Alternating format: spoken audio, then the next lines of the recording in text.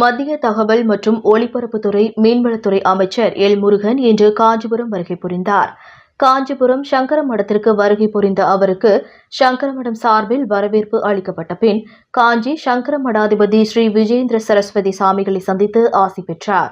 அதனைத் தொடர்ந்து இருவரும் 15 நிமிடம் தனிமையில் உரையாடினர். அதன்பின் அமைச்சர் முருகனுக்கு சங்கரமடம் சார்பில் சால்வை அணிவிக்கப்பட்டு பிரசாதங்கள் வழங்கப்பட்டது.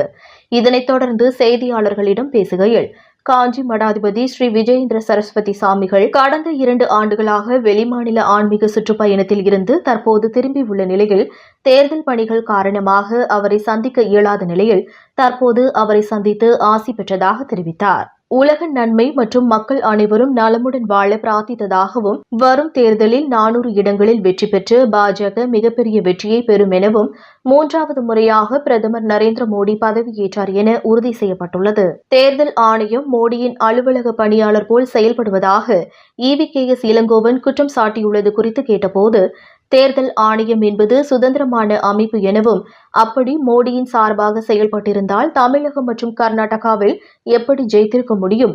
அரசியல்வாதிகள் தவறான தகவல்களை பரப்புகிறார்கள். தேர்தல் ஆணையம் நேர்மையான முறையில் தனது பணியை மேற்கொண்டு வருகிறது என்று தெரிவித்தார். தேசிய செய்தி தொடர்பாளராக பிரசாந்த் கிஷோர் நியமனம் செய்யப்பட்டது வரவேற்பதாக தெரிவித்தார்.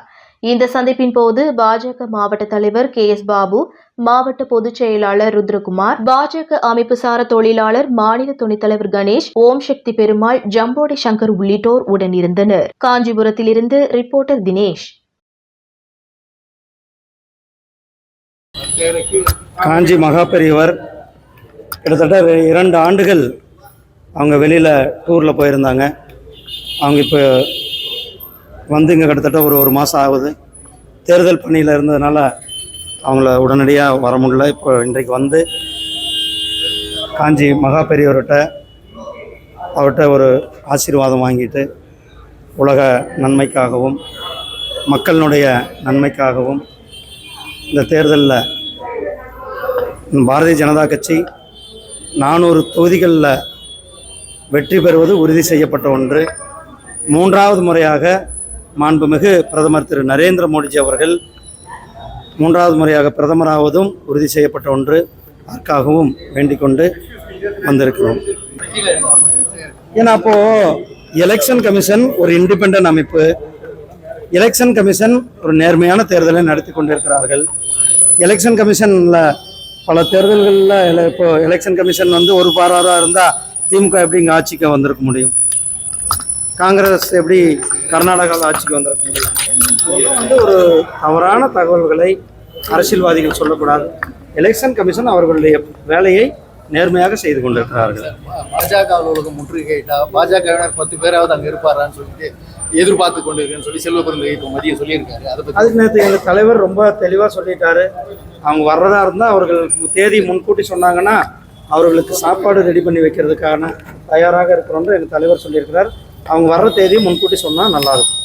அதுதான் அப்போ வந்து இப்போ கமலாலயத்தில் 10 பேராவது இருப்பாங்களா பாஜகவினர்? எனக்கு சந்தேகமாக வந்து பார்த்தா தானே தெரியும். கமலாலயம் இன்றைக்கு கட்சி பாரதிய ஜனதா கட்சி எந்த அளவுக்கு வளர்ந்து இருக்கிறது, பாரதிய ஜனதா கட்சியினுடைய அபரிதமான வளர்ச்சி, அதெல்லாம் அவர் கமலாலயத்துக்கு வரும்போது தானே அவங்களுக்கு தெரியும். சார் இந்த பிரசாந்த் கிஷோர் வந்து பாஜக செய்தி தொடர்பாளர் சார். ஆனால் மற்றவங்களெல்லாம் கேட்க சொல்லுங்க. நான் போதுண்ணா இல்லை அதை பற்றி இல்லை. சரி சொல்லுங்க. என்ன பாஜகவின் செய்தி தொடர்பாளர் பிரசாந்த் கிஷோர் நியமனம் செய்கிறாங்க, அதை பற்றி நீங்கள் யார் சொல்றாரு சார்? நீங்க அபிஷியலா வந்து லெட்டர் வந்திருக்கீங்க, ட்விட்டர்ல போட்டிருக்காங்க சார். அது நான் இன்னும் பார்க்கலன்னா நான் பார்த்துக்கிறேன். தமிழ்நாட்டில் பாஜக பிரசாந்த் கிஷோர் தேசிய செய்தி செய்தி பாஜகவின் தேசிய செய்தி தொடர்பாளர் அறிவிச்சிருக்காங்களா? ட்விட்டர்ல போட்டிருக்காங்க. காலையில இருந்து வந்திருந்தா வரவேற்கிறது. என்ன பாஜக வேட்பாளர் தமிழ்நாட்டில் பாரதிய ஜனதா கட்சி ஒரு மிகப்பெரிய வெற்றி பெறப்போகிறது.